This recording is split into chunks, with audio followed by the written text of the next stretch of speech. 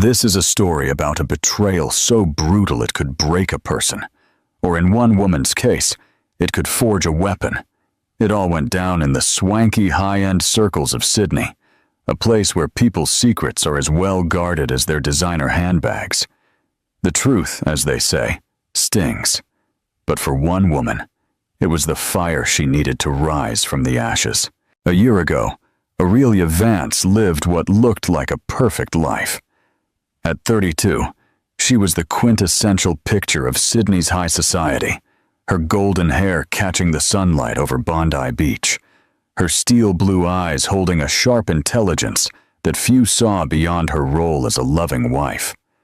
Her penthouse in the Rocks, with its sweeping views of the Harbor Bridge and the Opera House, was a sanctuary of good taste. Every piece of furniture hand-picked during her trips across Europe and Asia. She was the perfect partner to her husband, Lachlan King, a real estate mogul who'd reshaped the city's skyline with his luxury developments. But behind the facade of the devoted wife lay a woman with a past she'd kept secret, even from her husband. Every morning, she'd follow the same routine. Wake at 6, make a flat white, and read the sports section of the Sydney Morning Herald to keep up with Lachlan's footy obsessions. Then, she'd retreat to her private study, where she'd secretly work on financial consultations for small, family-run businesses. It was her rebellion against the trophy wife role society expected her to play. Lachlan would leave every day at 8 sharp, always immaculate in his bespoke suits, kissing her on the forehead, with the distracted air of a man whose mind was already on the day's meetings. "My love," he'd say, "remember we have dinner at the Murdochs tonight."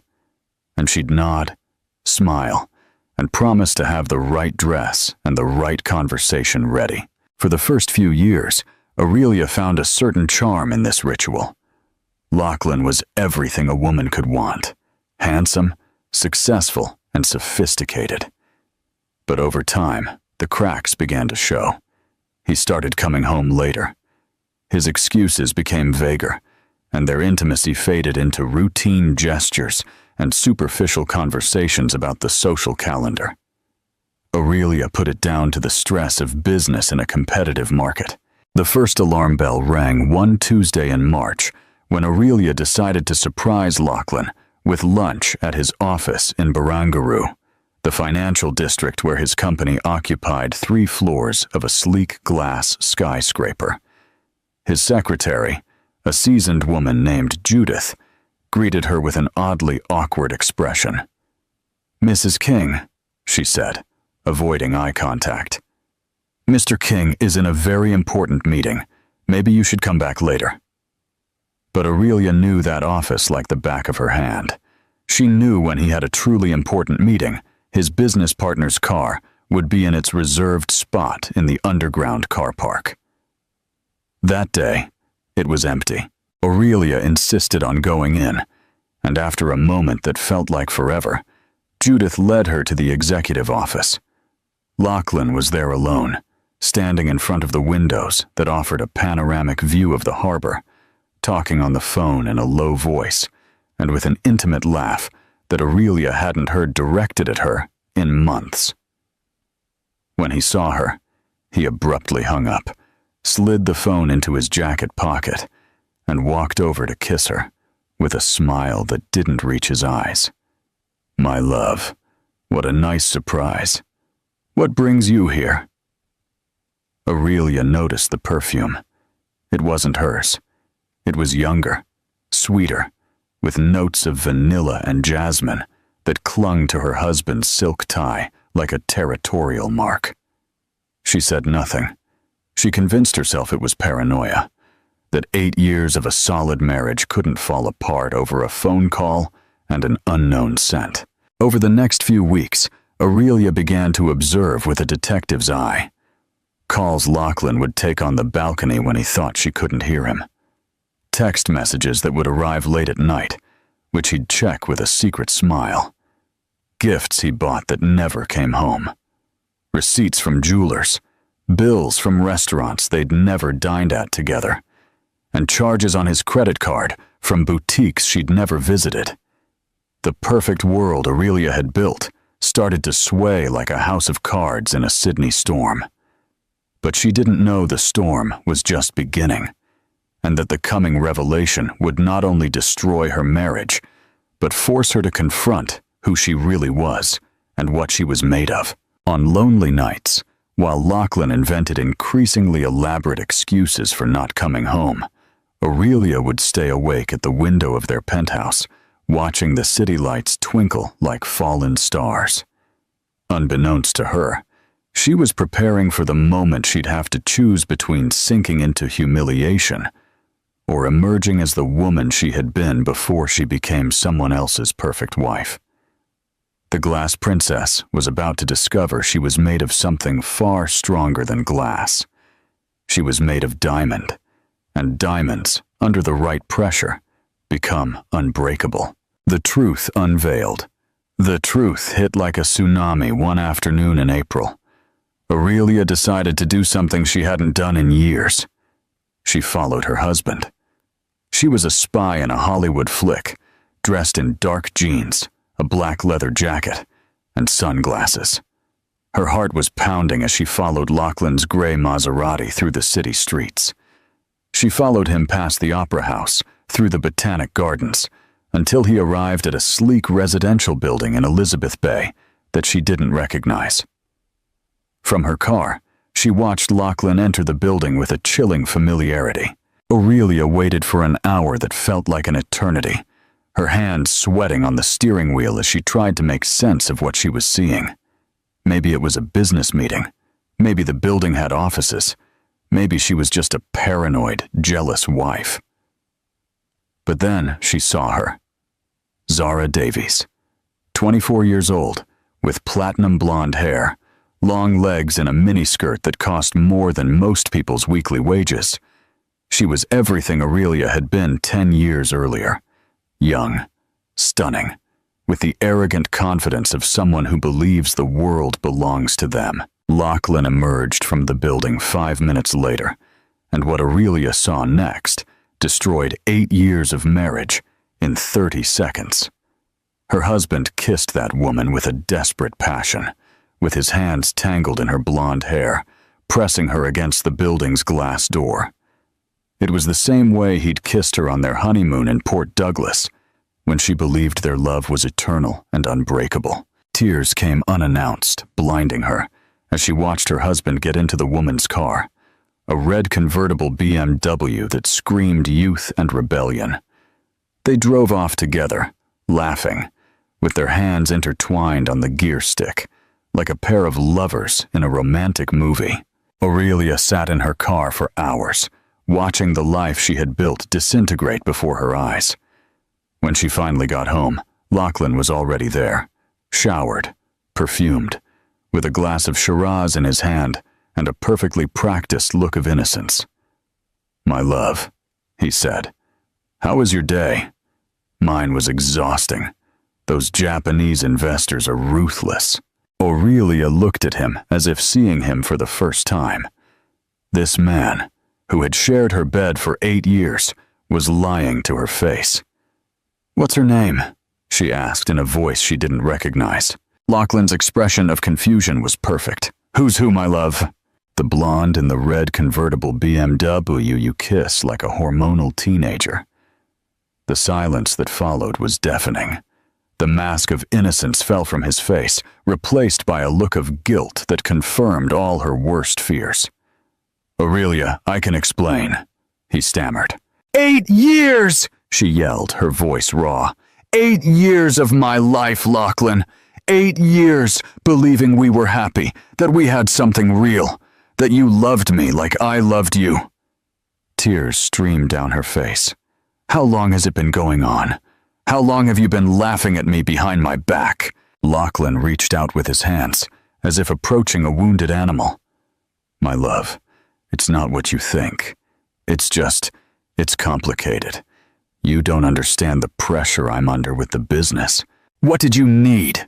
Aurelia roared. Did you need to humiliate me? Did you need to make me the idiot wife Who doesn't realize her husband is banging a 24-year-old floozy? The crude, vulgar word hung in the air between them.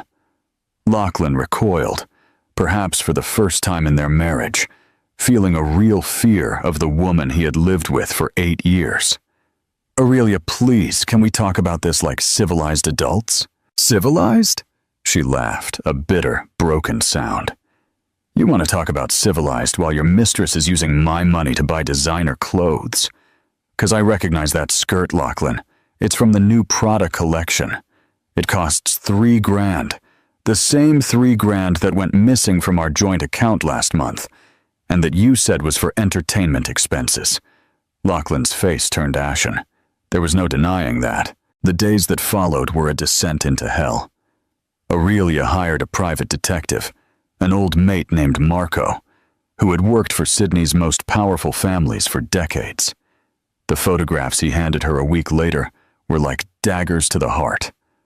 Lachlan and Zara at exclusive restaurants, luxury hotels, on weekend trips he'd claimed were work conferences. But what hurt the most wasn't the images of infidelity. It was the intimacy. The way Lachlan looked at that woman, the way he'd whisper in her ear, making her laugh with genuine joy, the way he touched her with a reverence Aurelia had believed was exclusively hers. Marco also gave her devastating financial information. Lachlan had been diverting money from their personal and business accounts to support Zara. A flat in Elizabeth Bay, a red convertible BMW, jewelry, clothes, trips. In total, he had spent over $300,000 on his mistress in 6 months, money that included part of the inheritance Aurelia had received from her grandparents and which she had invested in her husband's business years ago. But the biggest humiliation came when she discovered that all of Sydney's social elite already knew. At a dinner at the Versace's place, Aurelia caught the looks of pity, the hushed whispers, the fake smiles of women who had been her friends for years. She was the cuckolded wife of the season, the favorite gossip of the ladies who lunched in Double Bay. One night, after a week of not sleeping, not eating, and crying herself dry, Aurelia found herself standing in front of her marble bathroom mirror, really seeing herself for the first time in years. She saw a 32-year-old woman who had sacrificed her ambitions, her dreams, her identity, to become the perfect accessory for a man who had betrayed her in the cruelest way possible. But in that moment of absolute pain, something changed in her eyes. A spark was lit deep within her, a flame that had been dormant for years. Aurelia Vance, the woman who had existed before she became Lachlan King's wife, was starting to wake up. And when she woke up completely, the world of everyone who had underestimated her would tremble. The transformation begins. The transformation began in a small, hidden cafe in Newtown, far from the places where Aurelia might run into someone from her social circle. It was a rainy Tuesday in May, and she had left home aimlessly, needing to escape the walls of her penthouse, which had become a prison of painful memories. She sat at a corner table, ordered a double espresso, and took out her phone to make the call she had been putting off for weeks. Her fingers trembled as she dialed the number she had memorized, but hadn't used in 5 years. "Hello?" A female voice with a British accent answered. "Victoria," Aurelia said, her voice hoarse. "It's me. It's Aurelia."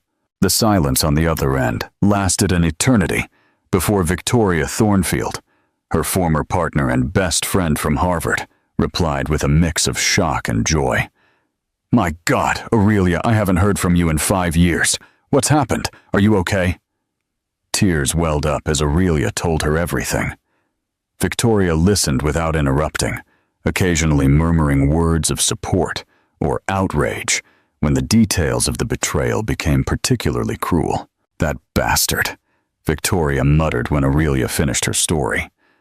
"Aurelia, love, do you know what you have to do?" "No," Aurelia confessed, feeling lost. "I don't know anything. I've been living like a China doll for so many years that I don't remember who I was before all this. Are you kidding me?" Victoria let out a laugh that sounded both amused and incredulous. "Don't you remember who you were at Harvard? Don't you remember what you did with Blackstone Capital when everyone said we were too young, too ambitious, too female to make it on Wall Street?" Aurelia closed her eyes, and for the first time in years, she let the memories come back. Aurelia Montgomery, before she became Aurelia King. The girl from country Victoria who had arrived at Harvard Business School on a scholarship, with no connections, no prestigious name, just a fierce intelligence and an ambition that scared her male professors. The young woman who, with Victoria, had created an investment fund that had generated a 300% return in its first year. "I remember," she whispered, feeling something stir in her chest, as if a part of her that had been in hibernation was waking up. "Good," Victoria said firmly, "because I have a proposition for you. Guess where I am now?" "In London?" "Nah, love, I'm in Sydney. I've been here for the last 6 months, setting up the Aussie office of Thornfield International. And guess what? I need a partner. I need someone who understands the local market, who has connections, who is a genius at international finance. I need my old Harvard partner back." Aurelia's heart began to beat faster. "Victoria, I haven't worked in years. I'm not sure I can." "Bullshit," Victoria interrupted with a directness Aurelia remembered and had missed. "Your brain doesn't go rusty, Aurelia. Your instincts don't just disappear. Besides, I've got a hunch you're about to be more motivated than you've ever been in your entire life." That night, Aurelia returned to her penthouse with a purpose. She went straight to her private study, opened the drawers she had kept locked for years, and pulled out her diplomas, her financial certifications, her professional contacts from before the marriage. Everything was there, waiting for her, like weapons of war she had stored away for a moment just like this. The final showdown. For the next week, Aurelia worked like a woman possessed. While Lachlan continued his routine of lies, she researched, planned, and prepared her counterattack. But it wouldn't be an emotional or hysterical one. It would be far more devastating. It would be professional, calculated, lethal. The first thing she did was hire Sydney's best divorce lawyer, Donatella Ricci, a 60-year-old woman who had decimated the fortunes of more unfaithful men than she could count. Donatella reviewed the documents Marco the detective had collected and smiled with the satisfaction of a shark smelling blood in the water. "My dear," she told Aurelia, "your husband has made every possible mistake. Documented adultery, misuse of marital funds, using marital assets to support his mistress. He's going to lose everything, and you're going to come out of this not only with your dignity intact, but significantly richer." But Aurelia had plans that went far beyond divorce. She began meeting Victoria in secret, working late into the night in dark cafes and temporary offices, rebuilding the skills she had let rust away. Victoria had brought her a proposal that was perfect in its poetic symmetry. Thornfield International was interested in acquiring one of Lachlan's most important property developments, a luxury complex in Barangaroo that had been his pride and joy for the last 3 years. But the offer wouldn't come directly from Victoria. It would come through a new company Aurelia was about to create, using the financial contacts she had developed over years of attending charity galas and business dinners as a trophy wife. "Do you understand what this means?" Victoria asked her one night as they worked on the final details of the proposal. "You're not just divorcing him. You're buying him out. You're becoming his boss." Aurelia felt an icy smile form on her lips. "Nah," she said softly. "I'm going to become his worst nightmare." But before executing her master plan, she had to do something she had been putting off for weeks. She had to confront Zara Davies. The time had come for the mistress to find out exactly who she had messed with. The opportunity came one Friday afternoon when Marco informed her that Zara had an appointment at the most exclusive beauty salon in Double Bay.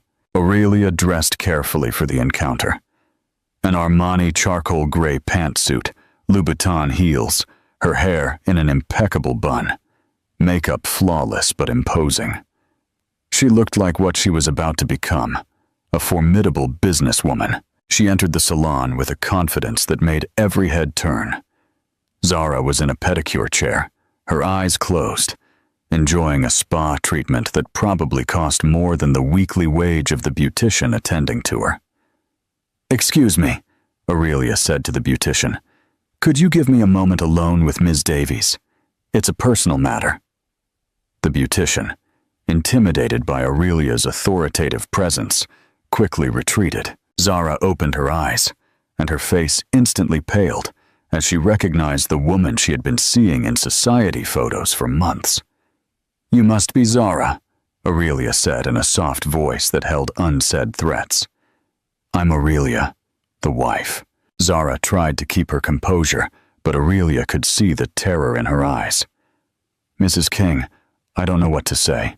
"Don't say anything," Aurelia interrupted, approaching until she was just inches from the pedicure chair. "Just listen to me very carefully. You've had a lot of fun these past few months, haven't you? Living like a princess with my husband's money, feeling special because you managed to hold the attention of a married man." Zara opened her mouth to protest, but Aurelia raised a hand to silence her. "But there's something my dear Lachlan hasn't told you, has he? He hasn't told you who I really am.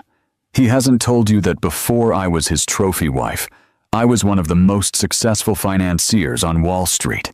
He hasn't told you that the money he's spending on you isn't just his. A considerable part of it comes from my investments, my inheritance, and the businesses I helped build before I made the mistake of falling in love."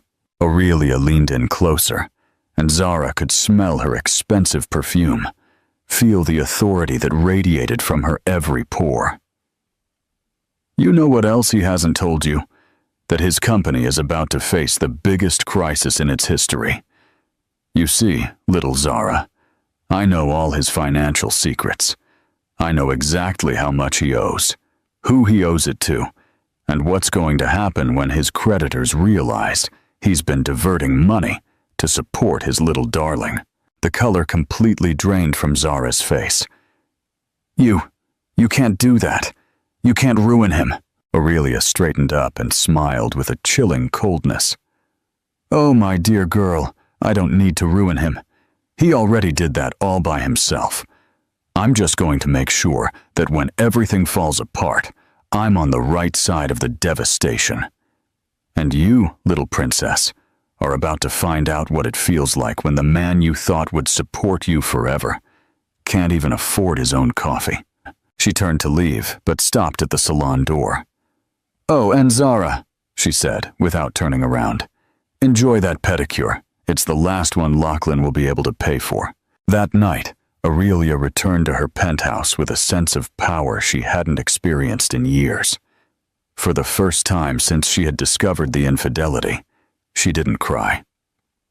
Instead, she opened a bottle of Penfolds Grange from Lachlan's private reserve, poured herself a generous glass, and toasted the woman who was about to rise from the ashes of her destroyed marriage.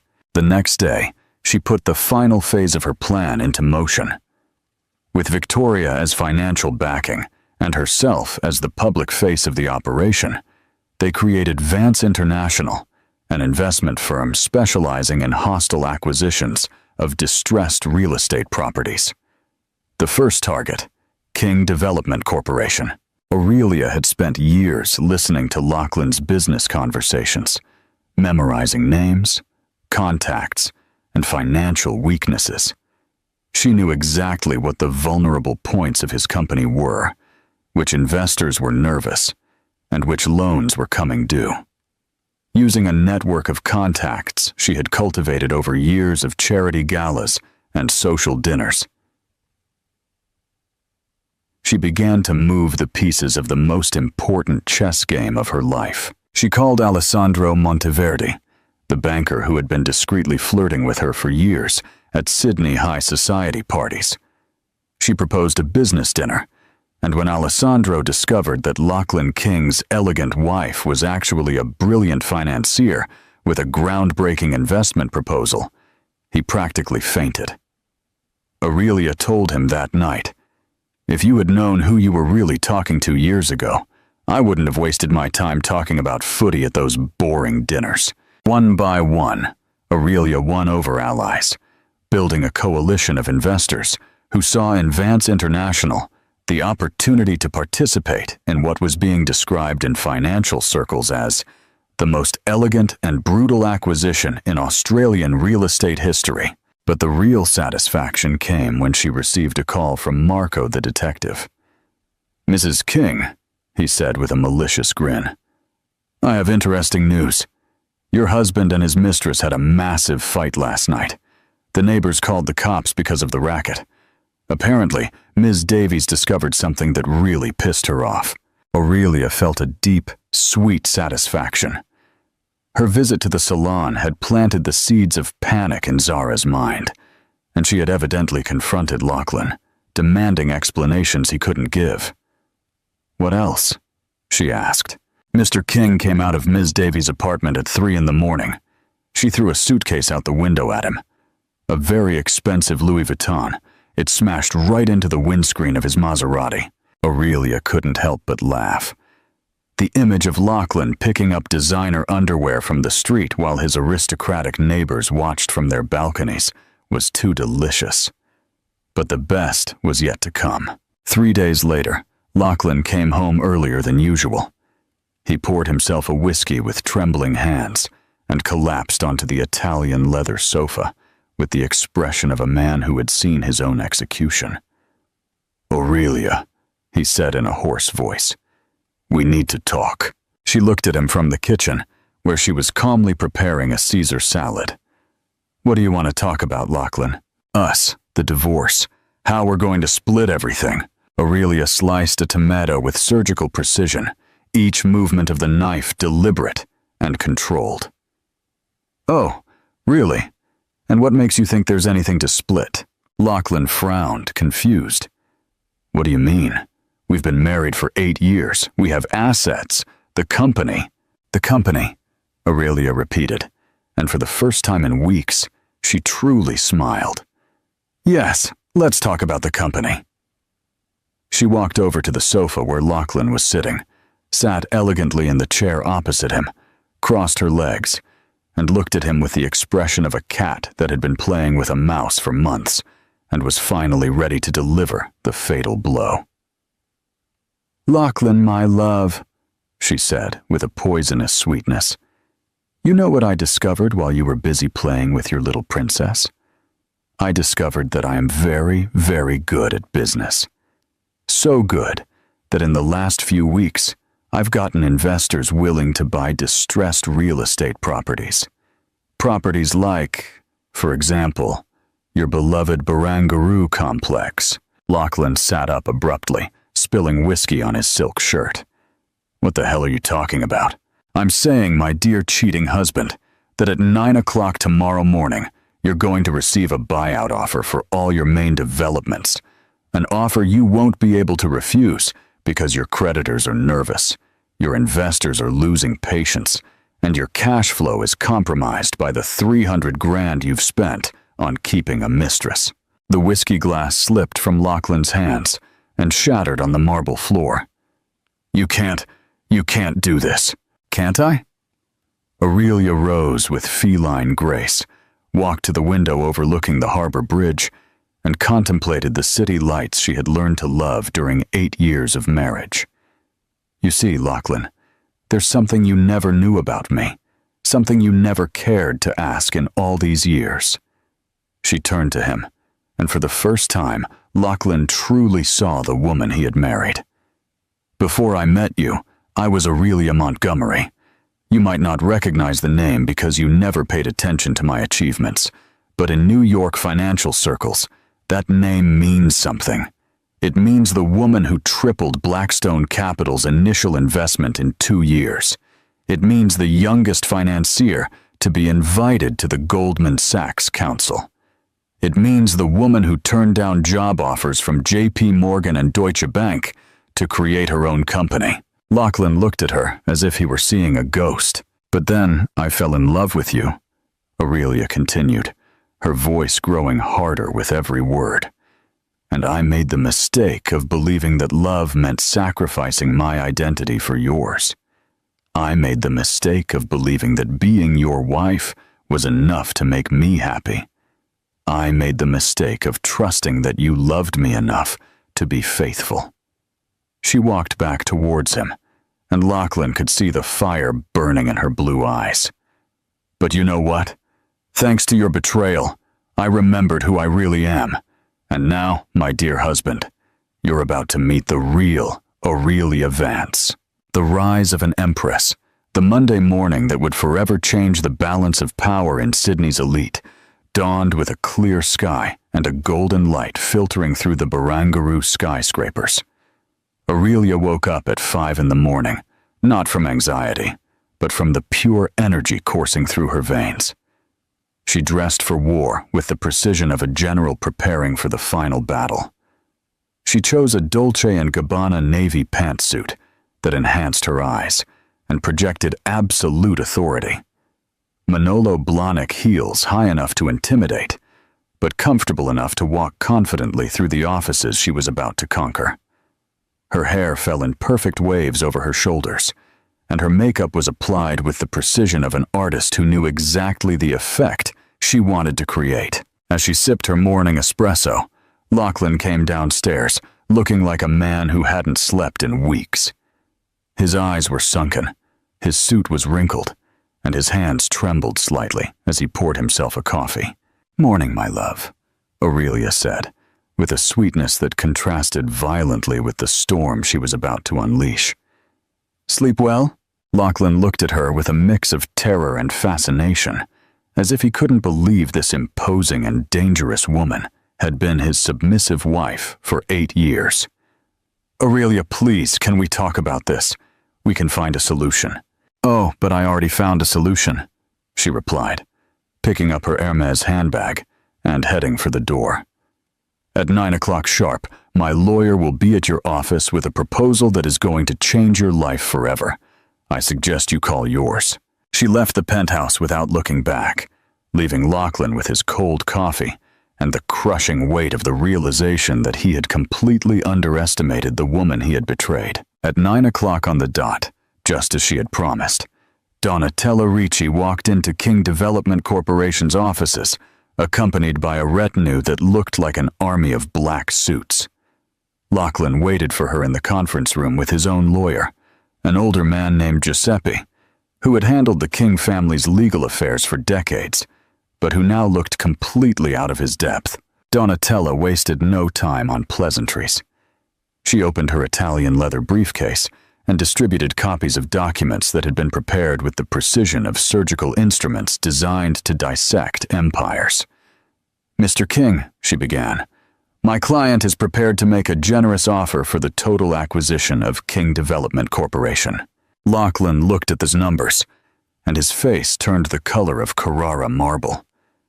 The offer was technically fair, based on the company's current valuation, but it represented a mere fraction of what the company had been worth a year ago, before his excessive spending and poor management began to take their toll. "This is ridiculous," Giuseppe muttered, adjusting his glasses with trembling hands. "The company is worth much more than this." "Really?" Donatella smiled like a snake that had cornered its prey. "Because according to our financial analysis, King Development has outstanding debts of $8 million, 3 bank loans that expire in the next 6 months, and negative cash flow that has worsened considerably in the last quarter." She held out another document. "Additionally, our investigators have documented the embezzlement of corporate funds worth $300,000, used for personal expenses, unrelated to company operations." Lachlan's face turned even paler. He knew exactly what that meant. Of course, Donatella continued with deadly coldness. My client is willing to overlook these irregularities if the transaction is completed without complications. Otherwise, we would be forced to report these findings to the tax authorities. The trap was perfect, lethal, and inescapable. Lachlan could sell and keep his freedom, or he could resist and face criminal investigations that would ruin him anyway. While this was happening, Aurelia was in her office receiving congratulatory calls from financial contacts all over the world who had heard about her triumphant return to the business world. Alessandro Monteverdi called her to inform her that 3 more banks were interested in financing Vance International's future acquisitions. A reporter from the Financial Review wanted to schedule an interview about the most spectacular comeback in Australian financial history. But the call that excited her the most came at 2 in the afternoon. "Aurelia Vance," a male voice with an American accent asked. "Yes, this is Aurelia. My name is Jonathan Blackstone, from Blackstone Capital in New York." I don't know if you remember, Aurelia almost choked on her espresso. Jonathan Blackstone was a living legend on Wall Street, the man whose firm had been her first great professional success a decade ago. "Of course I remember you, Mr. Blackstone. What can I do for you?" "Actually, it's me who wants to help you. I've been following your moves in Sydney, and I must say I'm impressed. I'd be interested in discussing a strategic partnership between Vance International and Blackstone Capital. I think together we could create something extraordinary in the European market." Aurelia closed her eyes and smiled. It was the final validation, the recognition that she had returned not just as a force to be reckoned with, but as an equal among the giants of international finance. At 4 in the afternoon, Giuseppe called Donatella to report that Lachlan had accepted the offer. The transaction would be completed in 2 weeks, and Aurelia Vance would officially become the owner of everything her ex-husband had built over a 15-year career. But Aurelia had one more surprise up her sleeve. That night, she organized a dinner at Sydney's most exclusive restaurant, inviting all the social elite who had witnessed her humiliation months ago. The invitation, sent on golden engraved cotton paper, simply read, "Aurelia Vance has the honor of inviting you to celebrate new beginnings." She arrived at the restaurant in a Rolls-Royce she had bought that very afternoon, dressed in a Valentino emerald green gown that cost more than most people's cars. Her entrance was majestic, like a queen returning from a long exile to reclaim her throne. The guests received her with a mix of awe, respect, and a little fear. The same women who months ago had looked at her with pity now competed for her attention, knowing that Aurelia Vance was no longer just Lachlan King's ex-wife, but one of the most powerful women in the city. During the dinner, Aurelia was the perfect hostess, charming, elegant, and witty. She spoke about art, politics, and international business, displaying a sophistication and knowledge she had kept hidden for years, playing the role of trophy wife. But the climax came when she stood up to make a toast. "My friends," she said, her voice filling the room without needing to be raised, "I want to thank you for joining me tonight in what is, without a doubt, the beginning of a new era." She raised her crystal glass, and everyone followed suit. "As many of you know, I've gone through some changes in the last few months, changes that have reminded me of something very important, that sometimes the best things in life arise from the worst betrayals." Several guests exchanged nervous glances, knowing exactly what betrayal she was talking about. "You see," Aurelia continued with a smile that was pure elegance and power, "when a woman discovers that her husband has betrayed her, she has 2 options.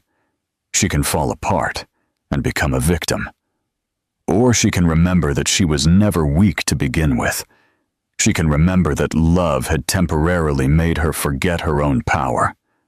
Her voice became stronger, more passionate. Tonight, we celebrate not only my return to the business world, but the birth of Vance International, a company that is about to change the European real estate landscape. We celebrate the acquisition of what was once King Development Corporation and the transformation of that company into something bigger, more innovative, and more successful than it ever was. The silence in the restaurant was absolute. Everyone knew they were witnessing something historic. But above all, Aurelia raised her glass higher. We celebrate the fact that a woman who was betrayed didn't break. She multiplied. The applause was deafening, and Aurelia knew she had won not only a company, but the respect and admiration of all of Sydney's elite. As the guests approached her to congratulate her and seek ways to partner with her new firm, Aurelia noticed a familiar figure watching from the restaurant entrance. Lachlan was there, in his wrinkled suit and with a devastated expression, watching the woman he had abandoned for a 24-year-old floozy become the most powerful and influential person in the room. Their eyes met across the crowded hall, and for a moment, time stood still.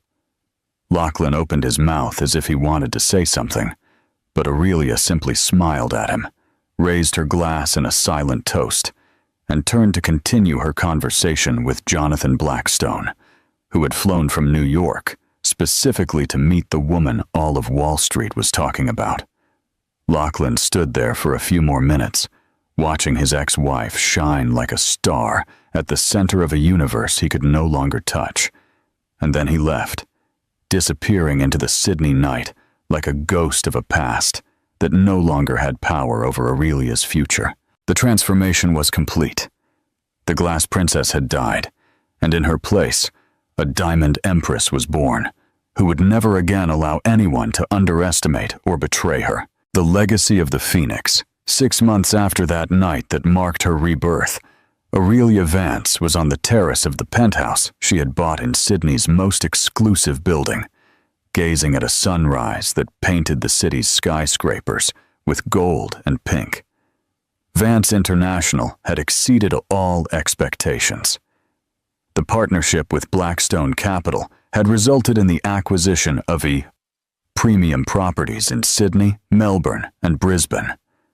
Forbes magazine had included her on their list of the 50 most powerful women in the Asia-Pacific, and she had received invitations to lecture at Harvard, Wharton, and Oxford on professional reinvention and female empowerment. But this particular morning was special for a different reason. It was the day of the inauguration of her most ambitious project, the transformation of the Barangaroo complex, which had once been Lachlan's pride, into a center for female innovation and entrepreneurship called the Phoenix Center. The Phoenix Center was not just a real estate development. It was a statement. 30 floors of offices, co-working spaces, startup incubators, and an educational center dedicated exclusively to female entrepreneurs with mentorship programs, financing for women-led projects, and a foundation that granted scholarships to young women from low-income families to study careers in finance and technology. Victoria had flown in from London for the inauguration and found Aurelia preparing for the most important day of her new life with the tranquility of a woman who had found her true purpose. "Nervous?" Victoria asked as they sat down to breakfast on the terrace. "Quite the opposite," Aurelia replied, pouring espresso into a Limoges porcelain cup. "I feel as if my whole life has been a preparation for this moment." "And what about Lachlan? Have you heard anything from him?" Aurelia smiled with an expression that mixed satisfaction and a slight sadness. "Marco informed me last week. He's living in a small flat in the suburbs. He works as a consultant for minor real estate firms. His standard of living has dropped considerably."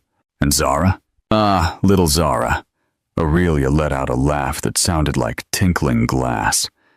"It turns out her love was directly proportional to Lachlan's bank balance. When the money ran out, she disappeared too. Now she's dating a footballer from the Sydney Swans. Poor girl. She'll have to find another source of income to maintain her lifestyle. Victoria shook her head. I can't believe she thought she could compete with you. It wasn't a competition, Aurelia corrected, with a wisdom she had paid dearly to acquire. She was young, beautiful, available. She represented everything Lachlan thought he wanted. A woman without complications, without a professional past, without her own ambitions that could overshadow his. I represented responsibility, maturity, a real partnership, and he wasn't ready for that. She stood up and walked to the edge of the terrace, contemplating the city waking up 30 stories below. You know what the most ironic thing about all this is? For 8 years, I tried to be the perfect wife he wanted. I sacrificed my career, my ambitions, my identity to fit his vision of what a married woman should be. And he traded me for someone who was the exact opposite of everything I had tried to be. Victoria walked over and placed a hand on her friend's shoulder. But look at everything you've achieved since then. Look at the woman you've become. I've become who I always was, Aurelia corrected. I'm just no longer afraid to be her. 3 hours later, Aurelia stood on the main podium of the Phoenix Center, in front of an audience of over 500 people that included businesswomen, politicians, journalists, and representatives of Europe's most important feminist organizations. The main auditorium was an architectural masterpiece with glass ceilings that let in natural light, white Carrara marble walls, and a design that combined classic Italian elegance with functional modernity. She wore a white Armani pantsuit that made her shine like a beacon of hope, and when she took the microphone, her voice resonated with the authority of a woman who had earned her place in the world through fire and had emerged strengthened. Ladies, she began, her voice effortlessly filling the auditorium. A year ago, I was a broken woman, a woman who had defined her worth through the approval of a man who, in the end, proved to be unworthy of her sacrifice. A murmur of recognition ran through the audience. Many of the women present had lived similar stories. A year ago, I believed that love meant making yourself small so that another person could shine brighter. I believed that being a good wife meant giving up my own dreams. I believed that my happiness depended on keeping someone else happy, even at the cost of my own fulfillment. Her voice grew stronger, more passionate. But betrayal, however painful, is sometimes the greatest gift life can give us, because it forces us to confront who we really are when we have no one else to lean on except ourselves. Applause began spontaneously, but Aurelia raised a hand to continue. The Phoenix Center isn't just a building. It's a symbol. It's physical proof that when a woman has been destroyed, she can rise from the ashes of her broken life and create something more beautiful, more powerful, and more meaningful than she ever imagined possible. She paused, letting her words sink into every heart present. Every one of you here today has faced moments where the world told you that you weren't enough, that you were too ambitious, too complicated, too smart, too independent, that you should settle for less than you deserved to make others comfortable. Her voice cracked slightly, not from weakness, but from the genuine emotion of a woman who had found her life's mission. But I'm here to tell you that others' opinions of you are irrelevant. A man's betrayal doesn't define your value. Abandonment doesn't diminish your power, and rejection doesn't reduce your ability to create empires. The applause intensified, and Aurelia could see tears in the eyes of many women in the audience. This center, she continued, gesturing towards the marble walls, is built on the foundations of my failed marriage.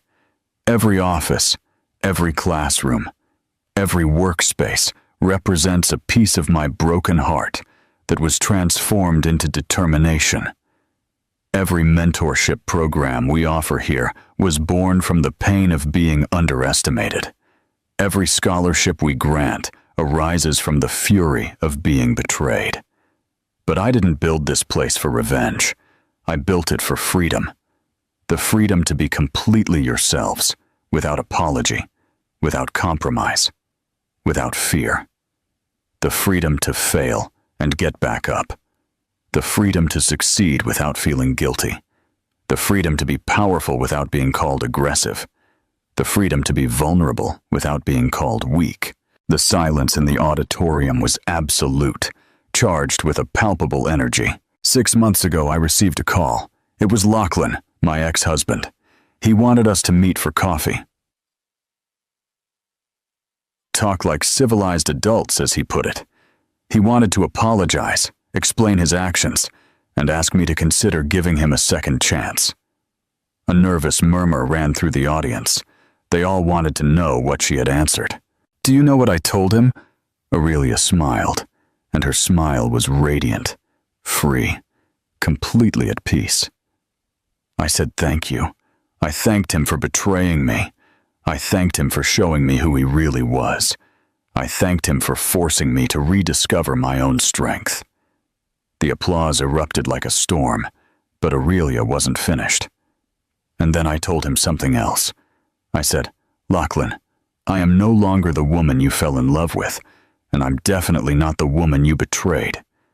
I am someone completely new, someone stronger, freer, and more complete than I ever was with you.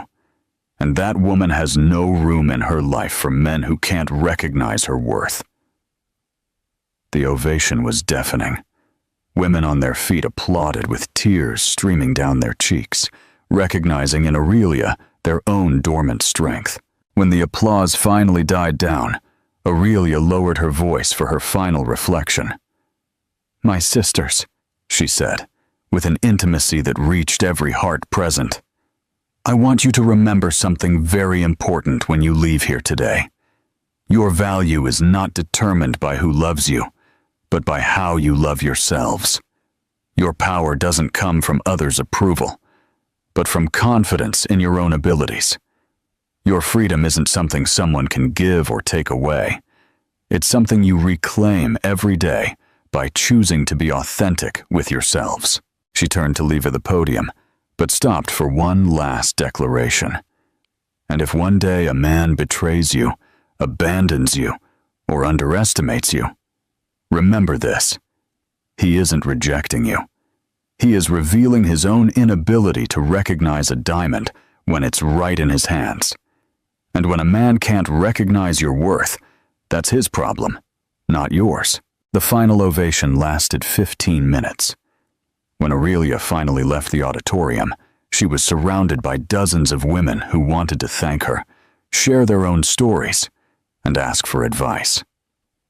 Every hug, every shared tear, every smile of recognition confirmed that she had found her true purpose in life. That night, after a reception that lasted until the early hours, Aurelia returned to her penthouse alone. She poured herself a glass of Dom Perignon champagne, took off her shoes, and went out to her private terrace. Sydney shone before her like a sea of diamonds. The lights of the harbor bridge, the skyscrapers of Barangaroo, and the winding streets of the city created a luminous tapestry that reminded her why she had fallen in love with this city 10 years ago. Her phone vibrated with a text message. It was from a number she didn't recognize, but when she read the content, she smiled. "Aurelia, it's Zara. I saw the news about your center. I wanted to apologize for everything that happened. I understand who you really are now, and I'm embarrassed that I ever thought I could compete with you. You're an inspiration." Aurelia stared at the message for a long moment. Then she deleted it without replying. Not out of cruelty, but because that part of her life was in the past. Zara, Lachlan, the pain, the betrayal, the humiliation. It had all served its purpose. It had led her to this moment, to this version of herself that was more powerful than she had ever imagined possible.